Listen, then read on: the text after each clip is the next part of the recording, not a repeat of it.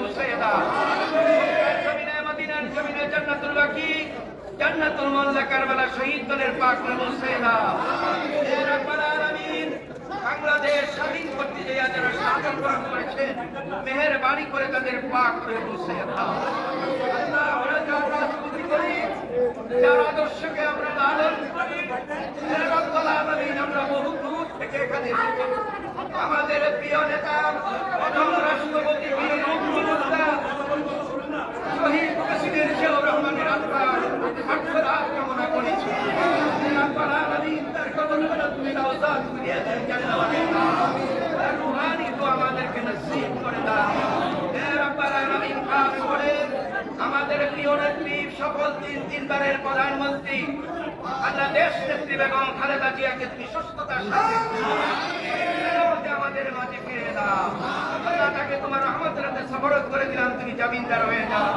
হে রব্বুল আলামিন আমাদের দেশ ত্যাগ জনাব তারেক রহমানকে বীর বেশে আমাদের মাঝে পৌঁছে দাও আমাদের প্রিয় নেতারা এখানে আসছেন বিভিন্ন এলাকা থেকে আসছেন আমাদের প্রিয় নেতা আমাদের অভিভাবক খুসরু ভাই এবং আমাদের সালাম ভাই সহ এই সকল আমাদের নেতৃবৃন্দ আসছে সকলকে তুমি দীর্ঘ হায়াত রাখছেন দেশের জন্য কাজ করার তৌফিক দাও আমরা সকলে তোমার রহমতের হাতে সফরত হয়ে গেলাম সফরত করে দিলাম তুমি জামিনদার হয়ে যাও রব্বানা তাকাব্বাল মিন্না ওয়া হাক্কা লা ইলাহা ইল্লাল্লাহু মুহাম্মাদুর রাসূলুল্লাহ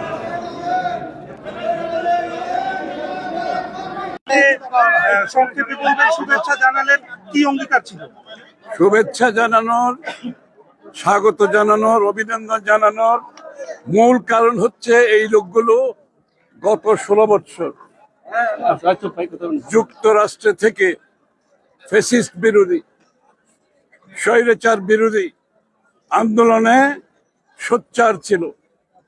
তারা হোয়াইট হাউসের সামনে, তারা ক্যাপিটাল হিলে, তারা ওয়ার্ল্ড ব্যাংকের সামনে স্বৈরাচার শেখ হাসিনার বিরুদ্ধে লড়েছেন, তার সম্মুখীন হয়েছেন, তার সামনে গিয়ে প্রতিবাদ করেছেন, তার সামনে দাঁড়িয়ে স্লোগান দিয়েছেন এবং এদের বিরুদ্ধে দেশের ওদের আত্মীয় স্বজন সহ এদের সকলের আত্মীয় স্বজনের বিরুদ্ধে মামলা আছে, এদের পরিবারের বিরুদ্ধে মামলা আছে, এদের অনেকে ব্যবসা হারিয়েছে, চাকরি হারিয়েছে, এদের পরিবারের অনেক লোক জীবনও দিয়েছে।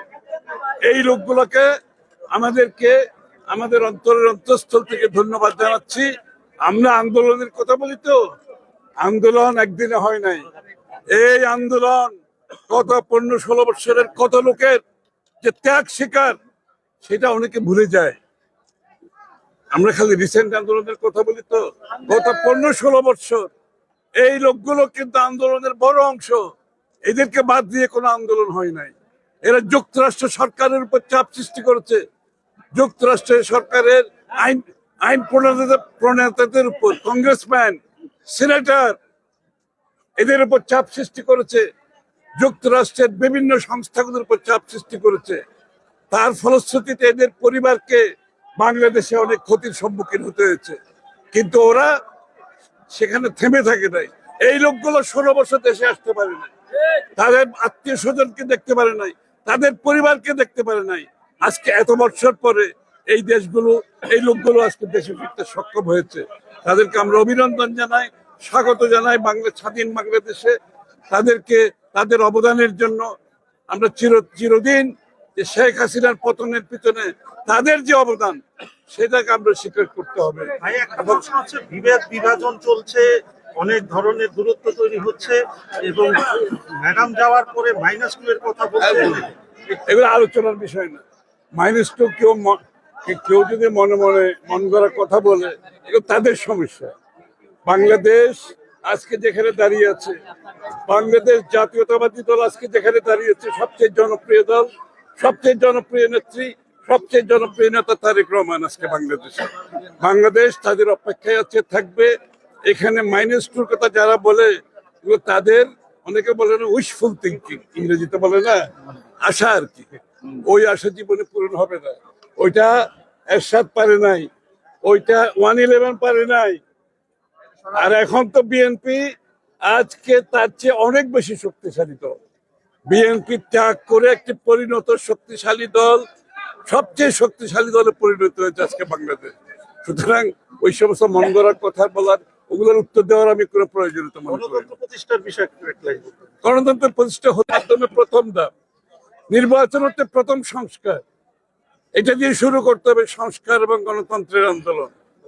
গণতন্ত্রের প্রক্রিয়ার মাধ্যমে আগামী দিনে যে পরিবর্তনের প্রত্যাশা, সেটা গণতান্ত্রিক প্রক্রিয়ার মাধ্যমে হবে আগামী দিনে। সবাইকে ধন্যবাদ। ঘোষণাপত্র নিয়ে একটা আলোচনা হচ্ছে, বলছে যে আপনার রাজনৈতিক দলগুলোর সাথে সরকার করবে, অন্তর্বর্তীকালীন সরকার। আমরাও করবো সরকারের সাথে, সরকারও আমাদের সাথে আলোচনা করবে। এটা তো আন্দোলন তো আমরা করেছি, তাই না? সুতরাং আমাদেরও তো আমাদের যে আন্দোলনের প্রেক্ষাপট, আমাদের যে আন্দোলনের অবদান, আমাদের যে আন্দোলনের ত্যাগ, এগুলো তো আমাদেরকে তৈরি করতে হবে, তাই না?